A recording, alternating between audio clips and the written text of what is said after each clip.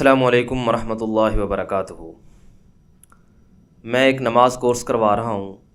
ये वीडियो उसके लिए ज़रूरी थी और उसका ये एक हिस्सा थी, और मुझसे इसके बारे में बहुत ज़्यादा सवालात भी किए जाते हैं, तो मैंने सोचा कि क्यों ना इस पर एक तफसीली वीडियो बना दी जाए। अब इसमें हम ये जानेंगे कि मर्द और औरत की नमाज़ में फ़र्क है या दोनों की एक जैसी नमाज है। ये एक कन्फ्लिक्ट बन चुका है हमारे यहाँ, तो आज हम इसको समझते हैं कि असल में हकीकत क्या है। तो सबसे पहली बात जो मैं आपको करना चाहूँगा वो ये है कि ये मसला ज़रूर है कि मर्द औरत की नमाज में फ़र्क है या नहीं है, लेकिन ये हलाल व हराम का मसला नहीं है, ये जायज़ व नाजायज़ का मसला नहीं है। ऐसा नहीं है कि कोई औरत अगर मर्दों की तरह नमाज़ पढ़ती है तो उसकी नमाज नहीं होगी, या अगर कोई अलग पढ़ती है तो उसकी नमाज नहीं होगी। सबसे पहली बात तो मेरी ये याद रखें, अगर आप मेरे स्टूडेंट हैं या नहीं हैं, अगर कोई ऐसा बंदा आपको मिले जो इस मसले के बारे में नाजायज़ और जायज़ का हुक्म लगाए, कोई आपको कहे कि ओ आप तो मर्दों की तरह नमाज़ पढ़ती हैं, आपकी तो नमाज़ होती ही नहीं है, या आप तो अलग से नमाज़ पढ़ती हैं, हालांकि नबी अलैहिस्सलाम ने तो एक जैसी नमाज का हुक्म दिया है, आपकी नमाज नहीं होती इस तरह, तो सबसे पहले तो ऐसे बंदे से दूर रहें आप दीन के मसाइल में। ऐसे बंदे का कोई इल्म नहीं है, वो इस्लामिक नॉलेज बिल्कुल नहीं रखता, वो सिर्फ़ आपको गुमराह कर रहा है और कुछ नहीं। अब मैं आऊँगा कि इसकी डिटेल्स क्या हैं और इसकी तफसीलात क्या हैं। अब हमारे यहाँ ये होता है कि दो दावे हैं। एक दावा ये है कि मर्दों की नमाज अलग है और औरतों की नमाज अलग है। दूसरा दावा ये है कि दोनों की नमाज एक जैसी है, दोनों की नमाज़ें अलग अलग नहीं हैं। अब जो लोग ये कहते हैं कि दोनों की नमाज़ें अलग हैं, वो एक हदीस को वो कई अहादीस पेश करते हैं, और जो लोग कहते हैं कि दोनों की नमाज एक जैसी है, वो बुखारी शरीफ की एक हदीस पेश करते हैं। आज हम दोनों के दलाइल को देखेंगे, और मेरा ये मानना है कि दोनों की नमाज अलग अलग है। मैं अपने इस दावे को साबित करने की कोशिश करूँगा, और जो दूसरे मेरे भाइयों के या बहनों के जो दलाइल हैं, जो उनकी बातें हैं, हम उस पर भी डिस्कस करेंगे कि उसका जवाब क्या है, और उनके जो दलाइल हैं उनमें हमें क्या इश्कालात हैं, उनके बारे में हमारा क्या ख्याल है। सबसे पहली जो दलील वो देते हैं, मैं अपने दलाइल की तरफ बाद में आऊँगा, पहले मैं उनकी दलील का आपको जवाब देता हूँ। उनकी जो सबसे बड़ी दलील है, शायद आपने सुनी हो कि नबी अकरम सल्लल्लाहु अलैहि वसल्लम ने फरमाया, सल्लू कमा राअयतुमूनी उसल्ली, कि उस तरह नमाज़ पढ़ो जैसे तुम मुझे नमाज़ पढ़ते हुए देखते हो। तो वो कहते हैं कि नबी अकरम सल्लल्लाहु अलैहि वसल्लम ने तो एक ही नमाज़ पढ़ी है, तो औरतों का भी वही हुक्म है, क्योंकि नबी अलैहिस्सलाम ने फरमाया है कि वैसे नमाज़ पढ़ो जैसे तुम मुझे देखते हो। तो आज हम देखते हैं कि ये जो दलील है, ये जो बात है, इसका क्या जवाब है। अब ये पूरी हदीस नहीं है, सिर्फ इतना टुकड़ा हदीस का बयान किया जाता है, और इससे वाज़े तो यही होता है कि वाकई में नबी अलैहिस्सलाम ने फरमाया है कि जैसे मुझे नमाज़ पढ़ते हुए देखते हो तो वैसे नमाज़ पढ़ो। तो फिर औरतें समझती हैं कि हम अलग से नमाज़ क्यों पढ़ें, हालांकि हमारे नबी ने तो ये कहा है। अब मैं ये बताऊंगा आपको कि ये बुखारी शरीफ की हदीस ज़रूर है, लेकिन ये हदीस इतनी नहीं है, ये हदीस पूरी तफसील के साथ है। अब उस हदीस की तफसील क्या है मैं वो आपको बताता हूँ। हज़रत मालिक रज़ी अल्लाह ताला अन्हु फरमाते हैं कि नबी अकरम सल्लल्लाहु अलैहि वसल्लम के पास हम चंद जवान गए। ये बुखारी शरीफ की हदीस है, मैं यहाँ पे नंबर वगैरह भी मेंशन कर दूंगा, आप इसको खुद भी चेक कर सकते हैं। हज़रत मालिक रज़ी अल्लाह ताला अन्हु फरमाते हैं कि हम चंद जवान नबी अकरम सल्लल्लाहु अलैहि वसल्लम के पास गए, और हमने नबी अलैहिस्सलाम के पास 20 दिन क़याम किया, और नबी अलैहिस्सलाम ने हमसे पूछा कि अपने घर वालों को कैसे छोड़ कर आए हो। तो हमने नबी अलैहिस्सलाम को बताया कि ये हालात थे हमारे। तो नबी अलैहिस्सलाम ने फिर कहा कि अपने घर जाओ, और उसके बाद नबी अलैहिस्सलाम ने फरमाया उनके साथ क़याम करो, उन्हें दीन सिखाओ और दीन की बातों का हुक्म करो, और भी बहुत सारी चीज़ों का नबी अलैहिस्सलाम ने जिक्र किया। हज़रत मालिक रज़ी अल्लाह ताला अन्हु फरमाते हैं कि वो या तो कहते हैं कि मुझे याद है और बयान नहीं की, या कहते हैं कि मुझे याद ही नहीं है, कोई लफ्ज़ है हदीस में वो वाज़े तौर पर नहीं है। अब आप कहेंगे कि इससे हमें क्या समझ में आया। अब इस हदीस में एक हुक्म नहीं है कि जो फरमाया कि उस तरह नमाज पढ़ो जैसे मुझे देखते हो, ये इस हदीस का हिस्सा है। अब इस हदीस के अंदर बहुत सारे हुक्म हैं। अब पहला हुक्म यह है कि घर जाओ। अब ये हुक्म किसके लिए था? मर्दों के लिए। नबी अलैहिस्सलाम ने मर्दों को खिताब करके फरमाया था कि अपने घर जाओ, हज़रत मालिक रज़ी अल्लाह ताला अन्हु को। और दूसरा हुक्म था फ़अक़ीमू फ़ीहिम, और उनके दरमियान क़याम करो, यानी उनके साथ रहो। ये हुक्म किसको हुआ? मर्दों को। और इसी तरह नबी अलैहिस्सलाम ने फरमाया वअल्लिमूहुम, उन्हें दीन का इल्म सिखाओ, ये मर्दों को हुक्म था। और इसी तरह नबी अलैहिस्सलाम ने फरमाया कि उन्हें दीन की बातों का हुक्म दो। और इसी हदीस में आता है कि नबी अलैहिस्सलाम ने फरमाया कि जब वक्त हो जाए नमाज का तो फलयुअज़्ज़िन, तुम में से कोई एक नमाज के लिए आज़ान दे दे। अब ये हुक्म किसको हुआ? मर्दों को, क्योंकि औरतें तो अजान नहीं देती। और अगला हुक्म इस हदीस में नबी अलैहिस्सलाम ने फरमाया कि जो तुम में से बड़ा हो वो तुम्हारी इमामत कराए, यानी नमाज पढ़ाए। ये हुक्म भी मर्दों को है, औरतें इमामत नहीं कराती। अब आप ये देखें कि ये 5-6 हुक्म हैं, ये तकरीबन 6 हुक्म है जो मैंने आपके सामने नबी अलैहिस्सलाम की हदीस से पढ़े। आप मुझे बताएं, अगर ये 6 हुक्म मर्दों के लिए हैं तो वो जो 7वां हुक्म है वो मर्दों के लिए क्यों नहीं होगा? आप उसको क्यों कहते हैं कि ये सब के लिए है कि नबी अलैहिस्सलाम ने फरमाया है? हालांकि उसके मुकाबले में हदीसें भी मौजूद हैं, हालांकि उसके मुकाबले में वाज़े तौर पर हदीसें मौजूद हैं जहां नबी अलैहिस्सलाम ने औरत को पॉइंट आउट करके कहा है कि आप इस तरह नमाज न पढ़ो, बल्कि औरतों की नमाज अलग है मर्दों से, वो मैं अभी आपके सामने पेश करूँगा। अब ये एक हदीस है और ये मेजर जो लोग हैं वो मुझे यही बयान करते हैं कि नबी अलैहिस्सलाम ने तो ये कहा है, और मैं बहस भी नहीं करता क्योंकि ये जायज़ और नाजायज़ का मसला नहीं है। और मेरी आदत है कि मैं ऐसे मामलात में बहस नहीं करता जो इख्तलाफी बन चुके हों या जिनका कोई हासिल ना हो, ला हासिल से मसाइल हों। अब इनमें अगर हम झगड़ते रहेंगे तो फिर हमारे दीन का क्या फ़ायदा है? अगर मैं किसी के साथ झगड़ूँ इस मसले पर, किसी को मैं कहूँ कि तुम्हारी नमाज नहीं होती, इसमें मेरे दीन का क्या फ़ायदा हो रहा है वो मुझे बता दें आप। तो दीन का फ़ायदा नहीं है तो मैं बहस भी नहीं करता। लेकिन ये वीडियो बनाने का मकसद एक नॉलेज है और आपको पता होना चाहिए कि असल हकीकत क्या है, या आपको इतना इल्म होना चाहिए कि ये डिस्कशन क्या है। इस वजह से मैं ये वीडियो बना रहा हूँ, किसी के साथ झगड़ने के लिए।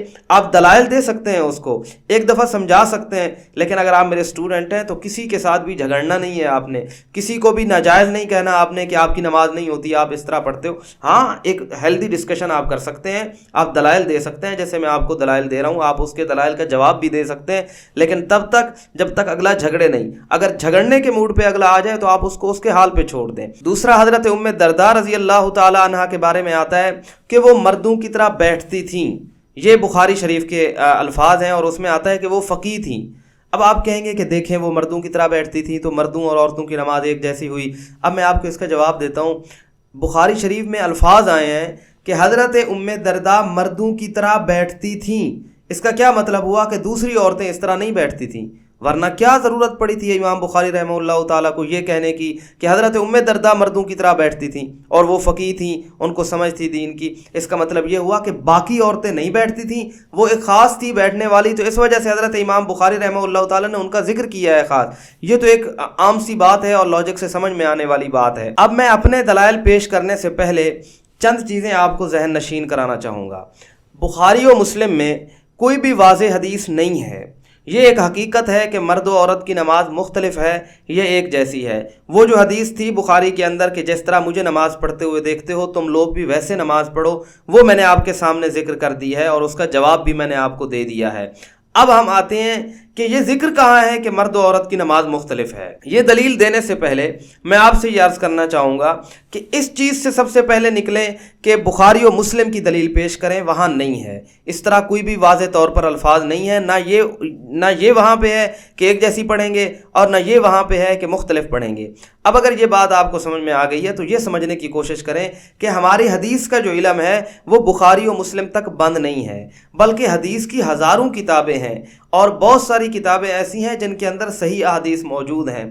अब ये कहना किसी को कि आप सिर्फ बुखारी और मुस्लिम से दलील देंगे और कोई दलील नहीं देंगे, ये तो दीन के साथ ज़्यादती है कि आपने पूरे इल्म हदीस को, जिसमें लाखों हदीसें आती हैं, नबी अलैहिस्सलाम के लाखों मलफूजात हैं, नबी अलैहिस्सलाम की लाखों बातें हैं, वो बाकी किताबों में महफूज हैं, फिर तो आप बहुत सारा दीन खो देंगे। अब वहाँ पे नहीं है, जब पहले तो हम वहीं पे देखते हैं बुखारी और मुस्लिम में, क्योंकि सबसे ज़्यादा अथेंटिक माना जाता है। अब एक चीज़ वहाँ पे मौजूद ही नहीं है, ना किसी एक जानिब है ना दूसरी जानिब है, तो फिर हम दूसरी किताबों की तरफ आते हैं कि उन किताबों ने ये बयान नहीं किया, अब दूसरी किताबें इसके बारे में क्या कहती हैं, क्योंकि जब इख्तलाफ हो गया तो फिर उस पर रिसर्च होती है। अब सबसे पहली जो दलील है वो मोजम कबीर एक हदीस की किताब है, मैं सारे रेफरेंस आपको दे दूंगा, यहाँ पे स्क्रीन के ऊपर आएंगे। मोजम कबीर एक किताब है हदीस की, उसकी रिवायत है हज़रत वाइल इब्न हुजर रज़ी अल्लाह ताला अन्हु फरमाते हैं कि मैं नबी अकरम सल्लल्लाहु अलैहि वसल्लम की खिदमत में हाजिर हुआ। अब बीच में एक लंबी इबारत है, वो इससे मुताल्लिक नहीं है तो उसको बयान में नहीं करता। वो आखिर में कहते हैं कि नबी अकरम सल्लल्लाहु अलैहि वसल्लम ने मुझे फरमाया कि वाइल जब नमाज पढ़ो तो अपने हाथों को अपने कानों के बराबर उठाओ, और फिर नबी अलैहिस्सलाम ने फरमाया कि जब औरत नमाज पढ़े तो अपने हाथों को अपनी छाती के बराबर उठाए, यानी अपने सीने के बराबर। मर्द यहाँ तक उठाएगा और औरत यहाँ तक उठाएगी। اب آپ مجھے بتائیں، یہاں واضح طور پہ نبی اکرم صلی اللہ علیہ وسلم نے کہہ دیا۔ اب جو حدیث دوسری طرف وہ پیش کر رہے ہیں اس کے اندر ایسی کوئی وضاحت نہیں ہے، وہ ایک مجمل سی حدیث ہے جس کے اندر کوئی واضح طور پر حکم نہیں ہے، جیسے میں نے بتایا ہے کہ وہ مردوں کو بھی ہو سکتا ہے، تو ہم کیسے اس واضح حدیث کو چھوڑ کے اس طرف چلے جائیں۔ دوسری دلیل مصنف ابن ابی شیبہ ایک کتاب ہے حدیث کی، اس کے اندر ہے کہ حضرت عطا بن ابی رباح سے پوچھا گیا، یہ ایک تابعی ہے رحمہ اللہ تعالی، کہ عورت اپنے ہاتھ کہاں تک اٹھائے؟ تو انہوں نے کہا کہ عورت اپنے ہاتھ سینے تک اٹھائے۔ اب دیکھیں یہاں خاص طور پر عورت کو حکم دیا جا رہا ہے، یہاں خاص طور پر عورت کو کہا جا رہا ہے، اور یہ اب کا نہیں، دین میں زیادہ نہیں سمجھتا، دین ایک آج کا عالم زیادہ نہیں سمجھتا جو یہ بات کرتا ہو کہ نہیں فرق نہیں ہے۔ دین تابعی و صحابی جو ہیں، وہ جو نبی علیہ السلام کے دور کے قریب ہیں، وہ زیادہ دین کو سمجھتے تھے، ان کے پاس زیادہ علم تھا ہم سے۔ ہمارے پاس تو پہنچتے پہنچتے اختلافات ہی اتنے ہو گئے، تو ہم تک اس طرح دین نہیں پہنچا جتنا خالص دین ان کے پاس تھا۔ جب وہ یہ حکم دے رہے ہیں تو میں کیسے کہہ سکتا ہوں کہ یہ حکم نہیں ہے مرد و عورت دونوں ایک جیسی نماز پڑھیں گے؟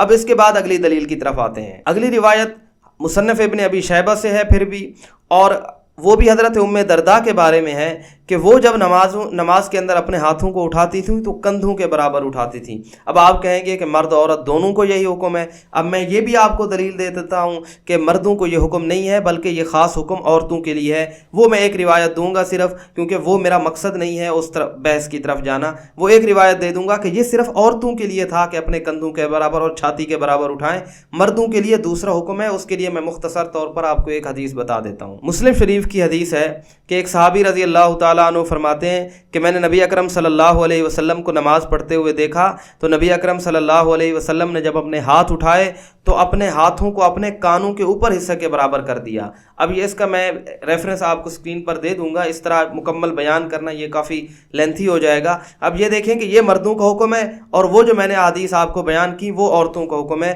تو مطلب کیا ہوا کہ مردوں اور عورتوں کا ہاتھ اٹھانے میں ڈفرینس ہے۔ اب یہ اگر ڈفرینس آپ کو سمجھ میں آ گیا ہے تو اب اگلا ڈفرینس ہم دیکھتے ہیں کہ مرد و عورت کا اگلا ڈفرینس کیا ہے، مرد و عورت کے نماز میں فرق کرنے کا۔ پہلا ڈفرینس آپ نے سن لیا کہ ہاتھوں کو کس طرح اٹھانا ہے، مرد و عورت کا ڈفرینٹ ہے۔ اب دوسرا ڈفرینس کیا ہے کہ ہاتھوں کو باندھنا کس طرح ہے۔ مردوں کو یہ حکم دیا گیا کہ آپ نے اپنے دائیں ہاتھ جو ہے اپنے بائیں بازو کے اوپر رکھنا ہے، اس طرح آپ نے اپنے ہاتھوں کو باندھنا ہے، اور یہ جو انگوٹھا ہے اور چھوٹی انگلی ہے اس کے ساتھ آپ نے اپنی کلائی کو پکڑنا ہے۔ اور اس پر میں آپ کو دلیل دیتا ہوں کہ بخاری شریف کی حدیث ہے، حضرت سہل ابن سعد رضی اللہ تعالیٰ عنہ فرماتے ہیں کہ حکم دیا جاتا تھا لوگوں کو کہ جب وہ نماز پڑھیں تو اپنے دائیں ہاتھ کو اپنے بائیں بازو پر رکھیں اور اس طرح ہاتھوں کو باندھیں۔ تو یہ دیکھیں کہ یہ مردوں کا حکم آ گیا ہے۔ اور اسی طرح اس کے بارے میں دوسری دلیل ہے، مصنف ابن ابی شیبہ کی دوسری روایت ہے کہ اس کے اندر آتا ہے کہ وائل ابن حجر رضی اللہ تعالیٰ عنہ فرماتے ہیں کہ میں نے نبی اکرم صلی اللہ علیہ وسلم کو دیکھا کہ نبی علیہ السلام نے اپنا دایاں ہاتھ اپنے بائیں بازو کے اوپر رکھا اور اس کو ناف کے نیچے باندھا۔ اب یہ مردوں کے حایت آ گئی کہ کس طرح آپ نے اپنے ہاتھوں کو باندھنا ہے۔ اب میں بتاتا ہوں کہ عورتوں کا کیا حکم ہے۔ عورتوں کو حکم سینے پر ہاتھ باندھنے کا یہ اجماع امت ہے، یعنی نبی اکرم صلی اللہ علیہ وسلم کے زمانے سے لے کے آگے مستقبل قریب تک، جو نبی علیہ السلام کے زمانے کا مستقبل قریب تھا وہاں تک کسی نے اختلاف نہیں کیا، کسی بڑے عالم نے، کوئی ایک دو ہوں گے لیکن سارے علماء اس بات پر متفق تھے کہ عورتیں اپنے ہاتھ اپنے سینے کے اوپر باندھیں گی۔ اب اجماع امت ایک مستقل دلیل ہے، اگر آپ کو اس چیز کا نہیں پتا کہ اگر کسی چیز کے بارے میں امت کے علماء اجماع کر لیں، یعنی وہ سارے اس بات پر جمع ہو جائیں کہ مسئلہ اس طرح ہے، بغیر کسی فقہ کے اور بغیر اس کے کہ سارے ایک بات کہہ دیں، تو وہ مستقل دلیل ہوتی ہے۔ اور میں یہاں آپ کو دلائل دے دوں گا، اس کے بارے میں سارے علماء کا یہ اتفاق ہے کہ عورتیں اس طرح ہاتھ باندھیں گی کہ اپنے ہاتھوں کو اپنے سینے کے اوپر رکھیں گی۔ اب یہ بات بھی واضح ہو گئی۔ اب اگلا فرق دیکھتے ہیں۔ اب اس کے بعد ہے رکوع، کہ رکوع میں مرد اور عورت کا کیا فرق ہے۔ رکوع کے اندر جو مرد ہے وہ اس طرح جھکے گا کہ اپنے ہاتھوں کو انگلیوں کو کھلا رکھے گا، جب اپنے گھٹنوں کو پکڑے گا بند نہیں کرے گا اس طرح، بلکہ ہاتھوں کو کھلا رکھے گا، اور ان کے جو بازو ہیں ان کو اپنے باقی جسم سے جدا رکھے گا، اور اپنے کمر اور سر کو بالکل سیدھا کر لے گا، یعنی اس میں ڈیفرنس نہیں ہوگا، نہ اس طرح ہو اور نہ ہی اس طرح ہو کہ سر نیچے ہو اور کمر اوپر ہو، اور نہ ہی سر اوپر ہو اور کمر نیچے ہو، بالکل سیدھا ہوگا اس طرح۔ یہ مردوں کو حکم ہے، اور اس کی دلیل کیا ہے وہ میں آپ کو بتاتا ہوں۔ حضرت سالم البراد رحمہ اللہ تعالیٰ فرماتے ہیں، وہ فرماتے ہیں کہ ہم ابو مسعود، عقبہ بن عمرو انصاری رضی اللہ تعالیٰ عنہ کے پاس آئے اور ہم نے انہیں کہا کہ ہمیں نبی اکرم صلی اللہ علیہ وسلم والی نماز سکھائیے، تو وہ مسجد نبوی کے اندر ہمارے سامنے کھڑے ہوئے، اور جب انہوں نے رکوع کیا تو اپنے ہاتھوں کی انگلیوں کو اپنے گھٹنوں کے نیچے تک لے گئے اور اپنے بازو کو اپنے جسم سے جدا رکھا۔ اب اس سے مردوں کا ثابت ہو رہا ہے۔ اب میں بتاؤں گا کہ عورتیں کس طرح کریں گی اور اس کی دلیل کیا ہے اس چیز کے اندر۔ ایک اور کتاب ہے مصنف عبد الرزاق، اس کے اندر ہے کہ حضرت عطا رضی اللہ تعالیٰ عنہ فرماتے ہیں کہ عورت سمٹ کر رکوع کرے گی اور اپنے ہاتھوں کو یعنی اپنے بازو کو اپنے پیٹ کے ساتھ ملائے گی اور جتنا سمٹ سکتی ہوگی سمٹ کر اپنے رکوع کو کرے گی۔ اب اس سے کیا سمجھ میں آیا کہ مردوں کا رکوع الگ ہے اور یہ عورتوں کا رکوع الگ ہے، اور یہ جتنے بھی میں ریفرنس دے رہا ہوں یہ ایسا نہیں ہے کہ 200-400 سال پہلے یہ کتابیں لکھی گئیں، یہ نبی اکرم صلی اللہ علیہ وسلم کے بعد کے زمانے کی کتابیں ہیں۔ اب اس وقت یہ اختلافات نہیں تھے، اس طرح لڑنا جھگڑنا نہیں تھا۔ اگر وہ لوگ لکھ کے ہیں اس طرح کی باتیں تو اس کا مطلب ہے کہ واقعی اس کے اندر جو ہے وہ ڈیفرنس ہے، ایک جیسی نماز نہیں ہے۔ اب اگلا فرق ہے کہ سجدہ کس طرح کیا جائے۔ مردوں کا سجدہ آپ کو پتہ ہے کہ مرد جب سجدہ کرے گا تو اپنے بازوں کو اپنے پیٹ سے جدا رکھے گا۔ اسی طرح بخاری شریف میں بھی حدیث آتی ہے کہ نبی اکرم صلی اللہ علیہ وسلم اتنا اپنے بازوں کو جدا رکھتے تھے کہ نبی اکرم صلی اللہ علیہ وسلم کی بغلوں کی سفیدی بھی نظر آ جاتی تھی۔ اسی طرح حضرت میمونہ رضی اللہ تعالیٰ عنہ سے روایت ہے کہ نبی علیہ السلام اپنے بازوں کو اتنا کھول دیتے تھے کہ اگر بکری کا بچہ بھی بیچ میں سے گزرنا چاہتا تو گزر جاتا تھا، یعنی بیچ میں اتنا فاصلہ ہوتا تھا۔